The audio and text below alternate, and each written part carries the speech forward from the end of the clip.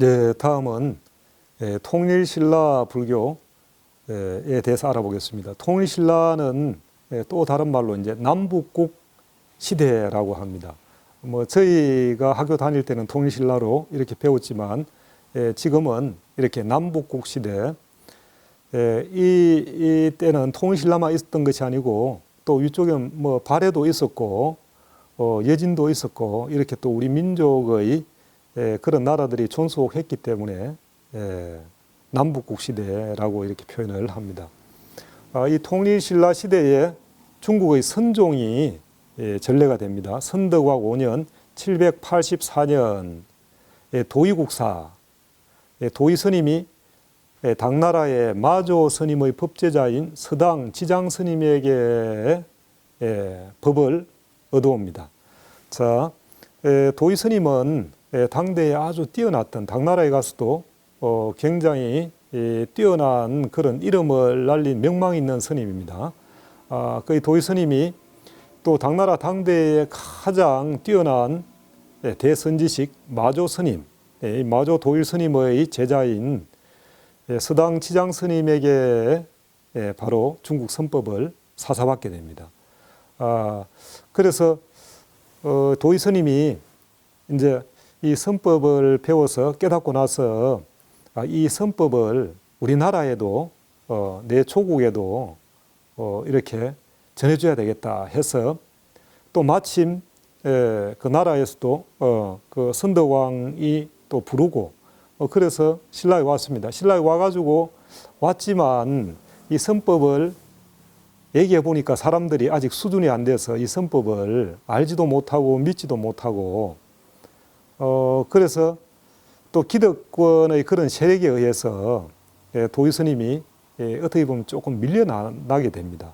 그래서 도의 스님은 저 지리산 진천사에 설악산 진천사에 이제 집거하게 됩니다. 거기에 들어가셔서 그냥 가만히 집거만 한 것이 아니고 시절 인연을 기다리면서 사람을 키우는 것이죠. 그래서 제자인 영거 스님을 열심히 이제 훈도해서 키웁니다. 근데 영거 스님 때에도 이 선법이 제대로 이제 일반화되지 못하죠. 그래서 영거 스님은 또 시절 인연을 기다리면서 사람을 키웁니다.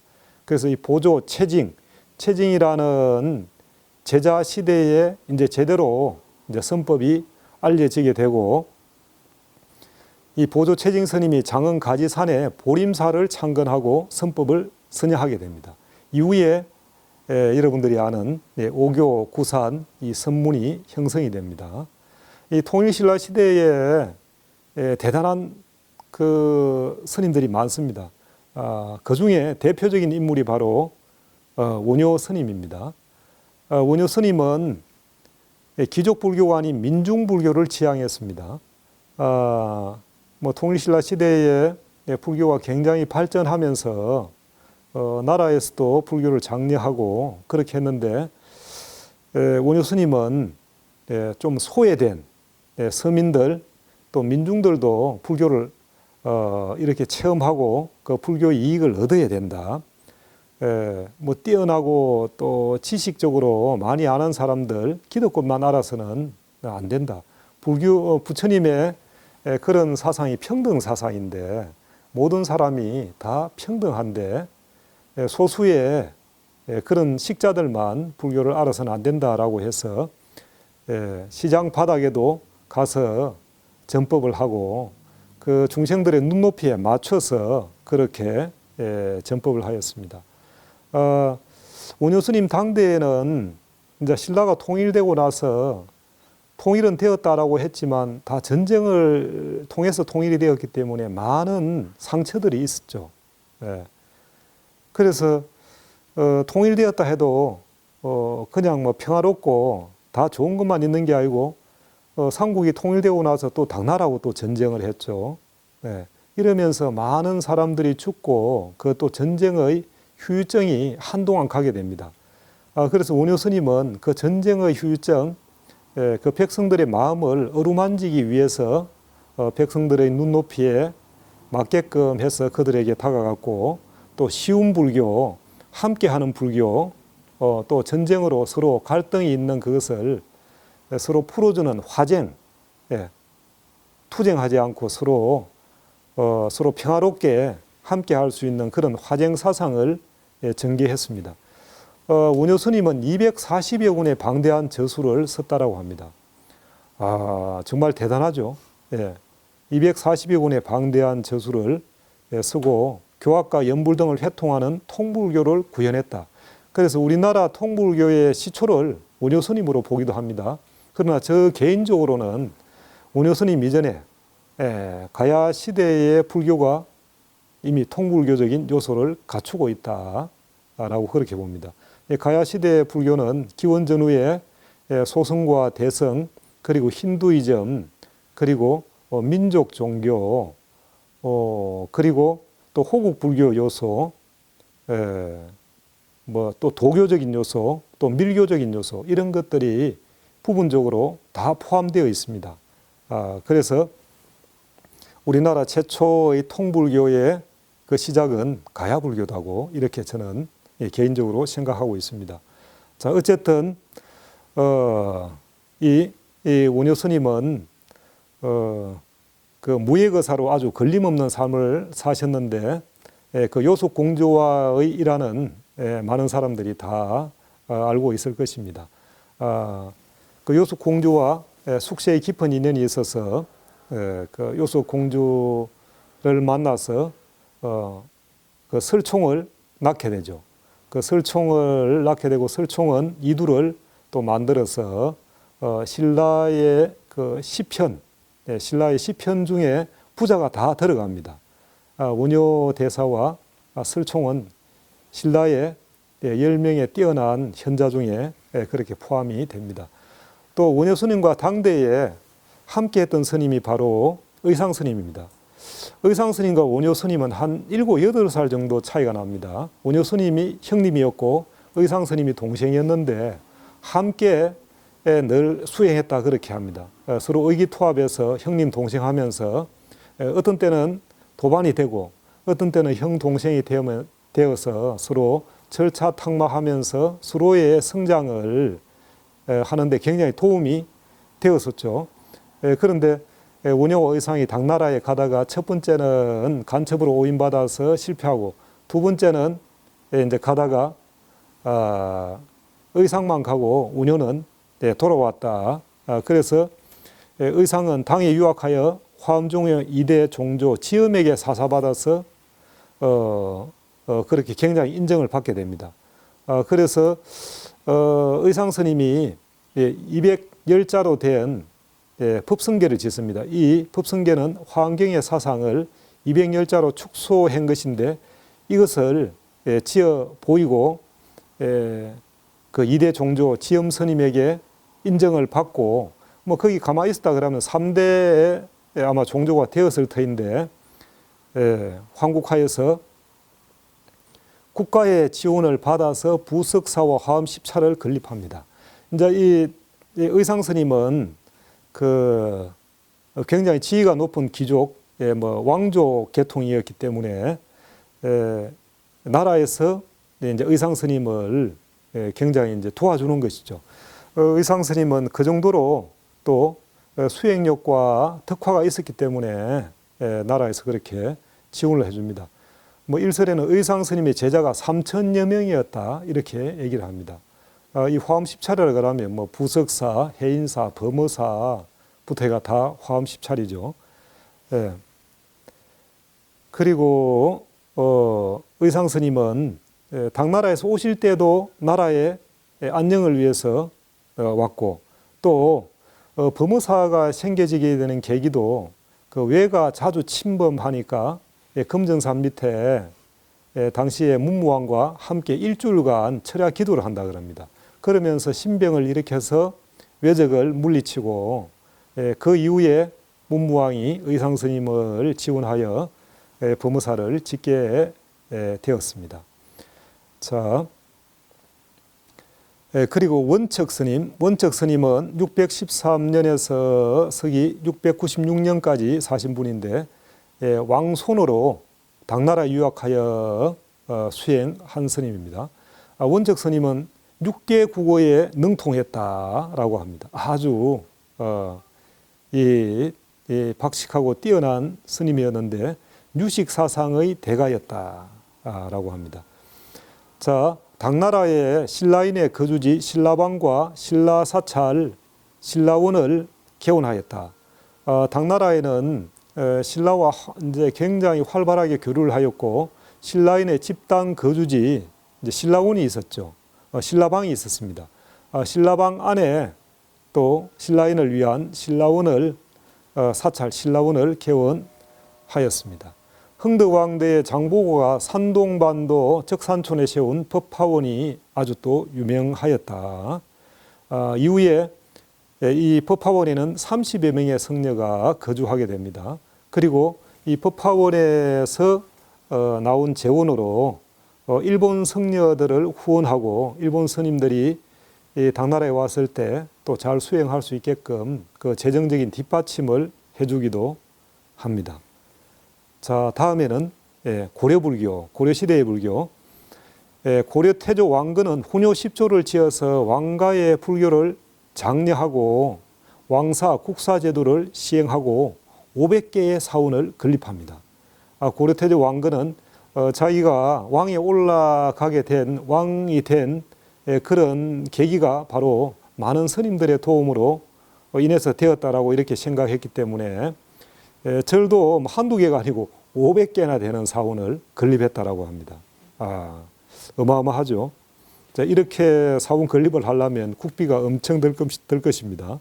그리고 훈요 10조를 지어서 자기의 후대들도 불교를 계속 전승하고 발전시킬 것을 당부합니다. 이 훈요 10조의 많은 내용들이 이 불교 발전과 관련한 내용들이다라고 합니다. 그리고 대각국사 의천, 의천은 문종의 넷째 아들인데 교장도감을 설치하여 속장경을 출판하고 천태종을 창립합니다.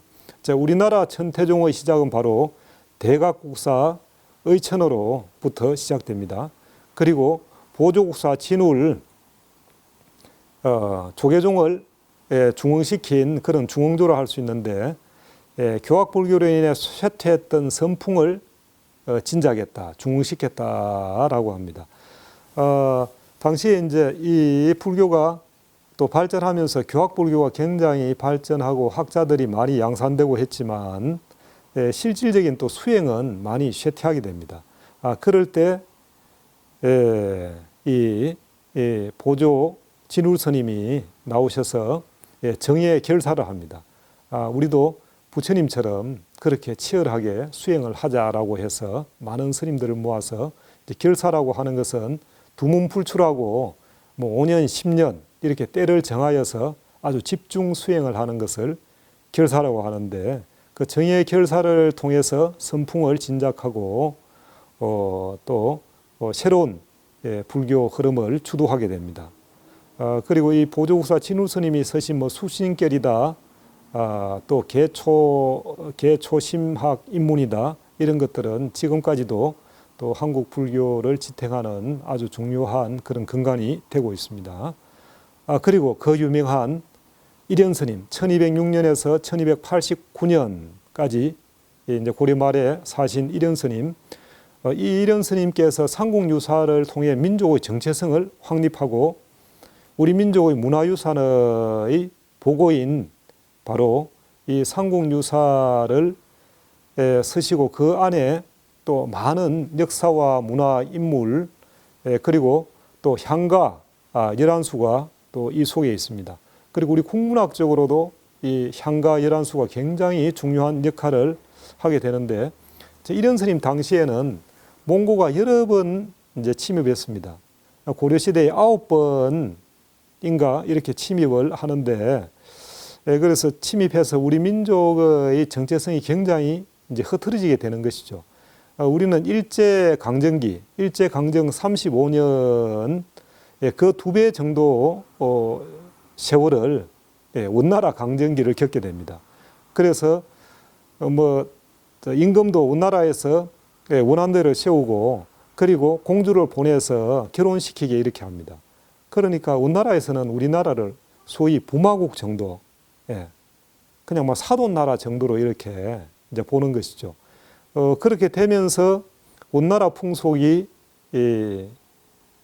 곳곳에 이제 들어와서 우리의 정체성을 이제 없애게 되는 것이죠. 그럴 때 이제 이런 스님이 이렇게 더 가다가는 위대한 우리 민족과 또 우리 민족의 정체성이 사라지겠구나. 그렇게 해서 삼국유사를 쓰시게 되는 것입니다. 자, 또 이때는 인도 출신의 치공 스님이 계셔서 활동을 하셨습니다. 그리고 태고 스님, 또 백운 스님, 나홍 스님 등이 나오셔서 고려 말에 또 법풍을 아주 떨치게 됩니다. 자, 이 고려 시대에는 불교 역사적으로 아주 중요한 일들이 있었는데 초조 대장경, 제조 대장경이라 해서 이 대장경이 지어집니다. 고려 현종과 고종대에 초판되었는데 이 초조 대장경은 몽고 침입으로 소각하게 됩니다. 그래서 이제 제조 대장경을 몽고 침입을 극복하고자 1236년에서 1251년까지 16년에 걸쳐서 이제 조각을 하게 됩니다. 총 81,258장의 경판에 양면으로 이렇게 판각을 하게 됩니다. 그러니까 실제로는 여기 81,258 곱하기 2 해야 되죠. 예. 그런데 이제 8만여 권의 경판이라 해서 우리가 흔히 8만 대장경이라고 합니다. 이 8만 대장경은 거의 오차가 없다라고 합니다. 이 뭐 일설에 의하면 글자 한자 쓸 때마다 3번 절하고 우리가 뭐 삼보일배 하듯이 그렇게 해서 아주 정성 들여서 했기 때문에 오차가 없고 이 8만 대장경이 바로 모본이 되어서 일본에 또 대장경을 조판하는 그런 이제 체본이 되기도 합니다. 고려말 사찰 경제의 비대와 성려 사회의 성풍문란으로 인해 불교는 굉장히 약해지게 된다. 고려말쯤 되면 이제 불교는 어마어마한 그런 사찰 그 경제를 가지게 됩니다.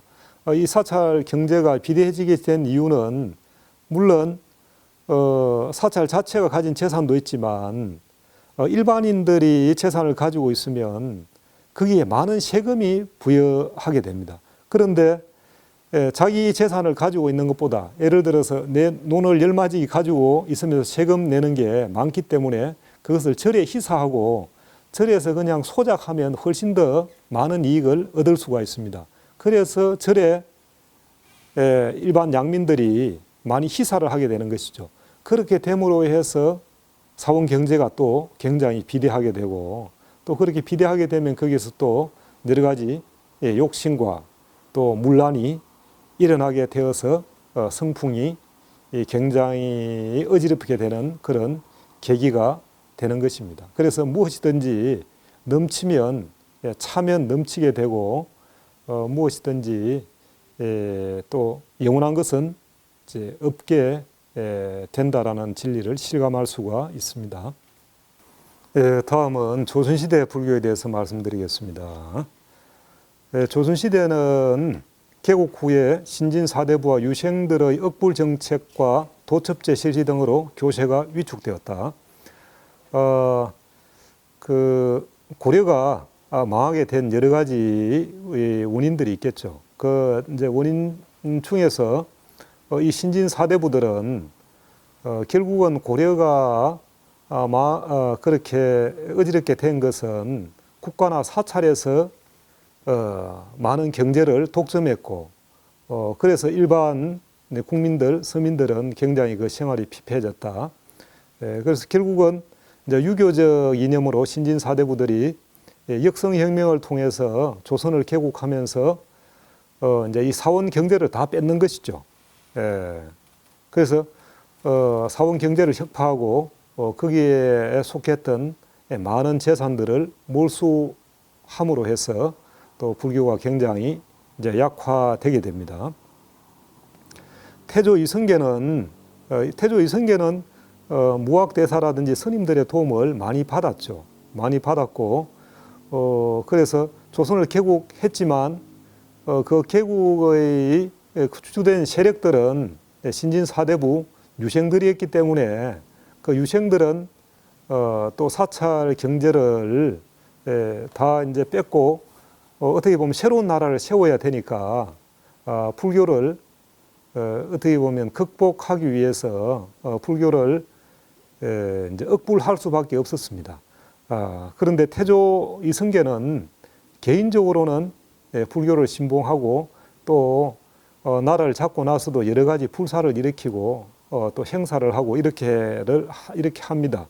그런데 이제 불교가 결정적으로 이제 된서리를 맡게 되는 것은 그의 아들인 태종 이방원이 성녀들을 강제 환속하고 또 종파를 병합하고 전국의 사원수를 242개로 줄이고 토지를 또 몰수합니다. 이제 지속적으로 불교에 대한 탄압은 있었지만 이제 확실하게 시작을 하는 것은 바로 이 태종이라고 볼 수 있습니다. 태종 다음에 그의 아들인 세종. 우리가 조선시대뿐만이 아니고 우리 역사에서 가장 위대한 왕이라 꼽으면 둘째가라면 서러워할 분이 바로 세종대왕인데, 근데 또 불교적으로 보면 불교를 굉장히 뭐 탄압했다, 불교를 굉장히 위축시킨 왕 중에 한 분입니다. 성교 양종으로 통폐합을 하고 그 아버지가 242개로 사찰수를 줄였는데 세종은 36개로 축소합니다. 물론 36개로 축소한다 그래가 나머지를 뭐 싹 다 없애고 불 지르거나 그렇게는 하지 않았죠. 물론 그 요소요소에 사찰들이 있습니다만은 국가에서 제대로 인정한 사찰이 36개밖에 되지 않았다라고 하는 것입니다. 그리고 성녀 도성 출입을 금지시켰습니다. 이제 성녀들이 도성에 못 들어오게 이렇게 됐죠.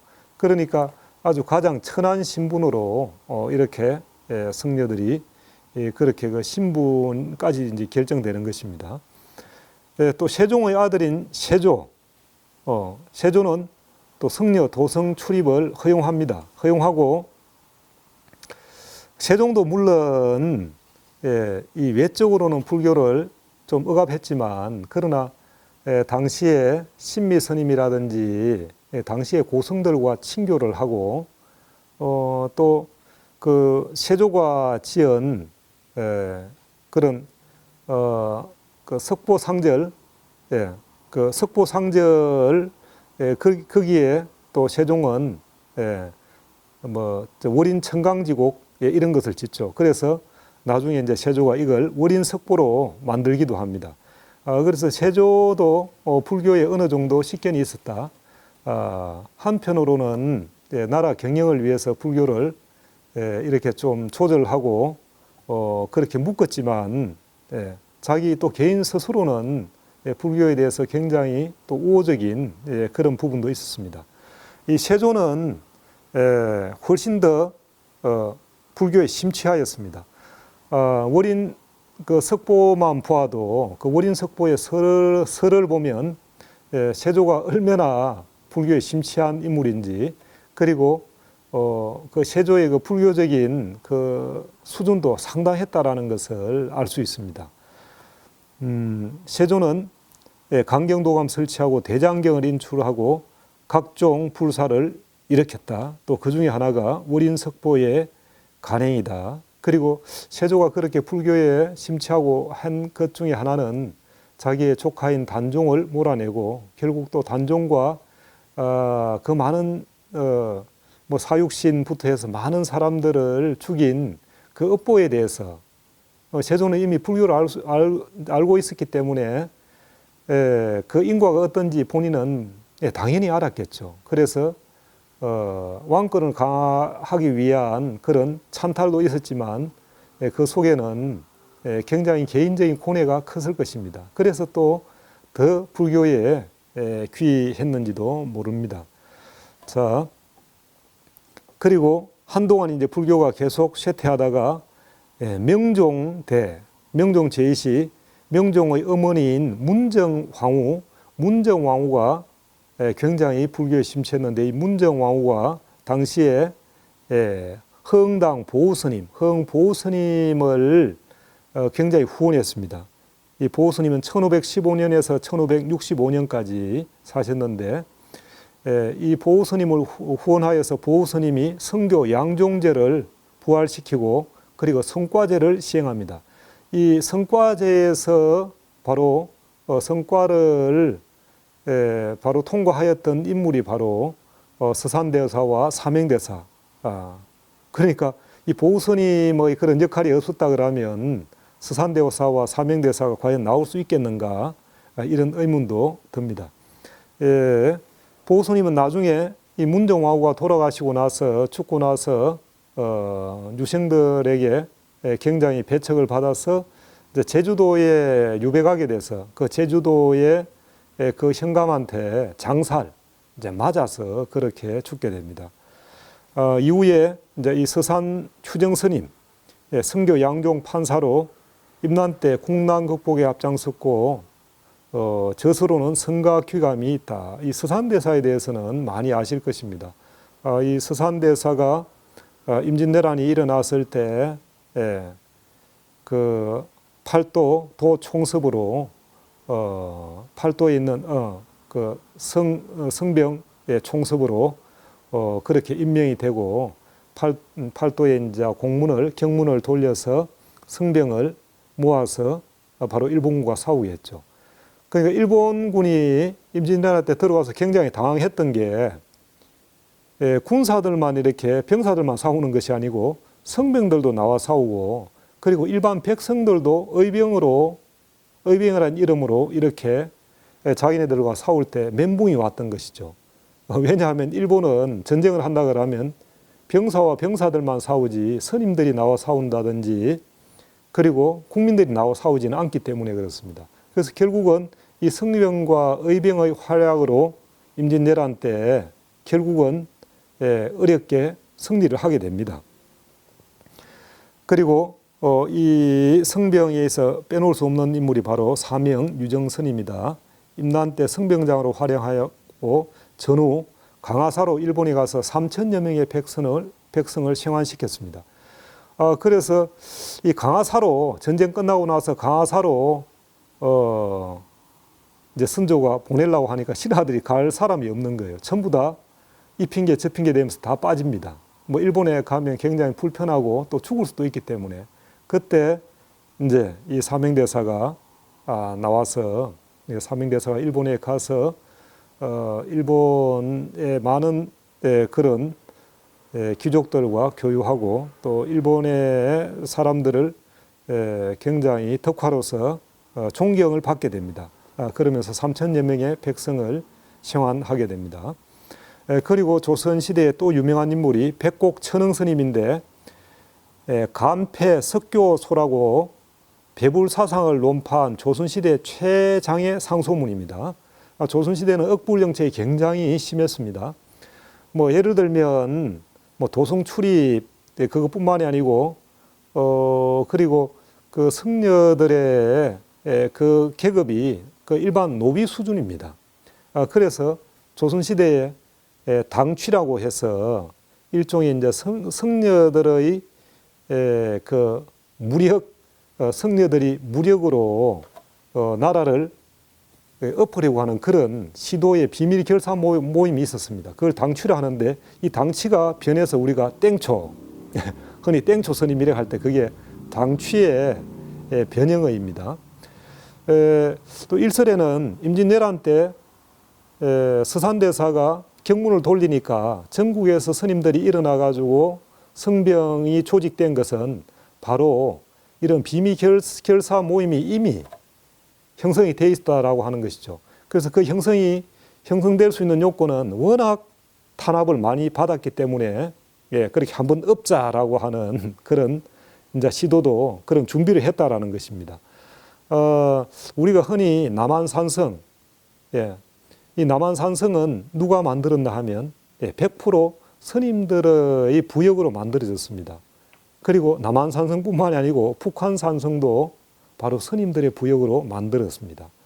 근데 이 부역으로 만들 때 나라에서 음식을 주고 지원한 것이 아니고 스님들이 탁발을 해가면서 그 산성을 만들었습니다. 그러니까 스님들이 뭐 고기 먹는 것도 아니고 굉장히 열악한 속에서 부역하고 천대받고 그랬다는 것이죠. 그래서 조선시대 스님들의 그 순환사는 우리가 상상 이상으로 굉장합니다. 그러다가 임진왜란이 일어나고 사명대사와 서산대사의 이 성병들의 활약으로 국난 극복을 또 하는데 일조를 했음으로 해서 어느 정도 나아졌지만 또 돌아가게 됩니다. 그래서 조선 말까지 이 스님들은 계속 좀 탄압받는 그런 시기다라고 할 수 있습니다. 조선 말 고종대에 이제 일제시대가 되면서 도성 출입이 허용이 됩니다. 그리고 1911년에 사찰령을 개정 발표하고 우리나라 사찰들은 조선 총독부의 통제를 받게 됩니다. 그러나 조선 말에 경허스님이다, 용성스님이다, 망공스님이다 이런 대선지식들이 나타나면서 한국 선이 다시 부활하게 되고 이런 분들의 교화로 한국 불교의 명맥이 이어지게 됩니다. 자, 다음에는 현대 불교에 대해서 말씀드리겠습니다. 현대 불교에 대해서는 말씀드릴 것이 굉장히 많으나 이제 간단하게 요약하겠습니다. 1962년 대한불교 조계종이 성립이 됩니다. 그 유명한 비구 대처 간의 갈등, 분란이 있은 이후에 대한불교 조계종이 성립이 되고 조계종을 위시하여 태고종, 천태종, 진각종 등의 여러 분파들이 이후에 이제 생겨나게 됩니다. 그리고 이런 여러 가지 종파들이 수행과 역경, 포교에 매진하면서 지금 한국 불교는 이렇게 다양한 수행과 다양한 청을 형성하고 있습니다. 근대 여러 큰 스님들이 많이 계시지만 해외로 한국 불교를 전파한 스님은 그 화계사에 계셨던 숭산 큰 스님인데 숭산 큰 스님의 제자가 뭐 3천여 명이다 이렇게 할 정도로 한국 불교를 선양하였습니다. 지금 한국 불교는 수행의 대중화와 불교 역사 문화의 콘텐츠 개발로 불교의 사회화를 꾀하고 있습니다. 그리고 제2의 대성불교 운동, 제2의 대성불교 운동이라고 하면 혁신적인 그런 진보적인 사상을 가진 스님들과 또 제가 수행자들이 약진을 하고 있다. 그래서 지금 시대는 이제 드러난 시대고 뭐 신비화하고 또 권위화하고 그런 시대는 지났습니다. 이제는 원래의 부처님 가르침이 신비화 권위화가 아니었고 있는 그대로 드러난 이런 모든 것을 있는 그대로 잘 관찰하고 또 밝혀내고 그것을 우리 삶 속에 적용시키는 것이기 때문에 다시 이제 부처님 가르침 시대로 돌아가는 회귀하는 그런 시대라고 할 수 있습니다. 새로운 수행법과 수행 풍토가 형성되고 불교는 다만 그냥 수행만 하는 종교를 넘어서 불교의 가르침이 우리 일상과 그리고 뭐 과학과 또 문화와 역사 모든 곳에 두루 적용되고 또 발전하는 그런 시대가 되었습니다. 자, 이렇게 이제 한국 불교 역사 가야 불교부터 해서 쭉 한번 살펴보았습니다.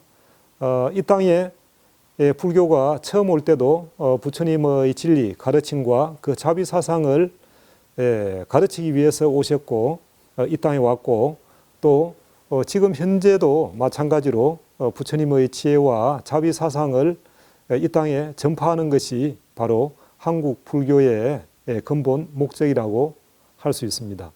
여러분들 시간 되시면 또 마음을 내어서 근처에 있는 불교 대학이다 또 불교를 가르치는 그런 도량에 가셔서 불교를 한번 배워보시기 바랍니다. 자, 늘 건강하고 평안하십시오.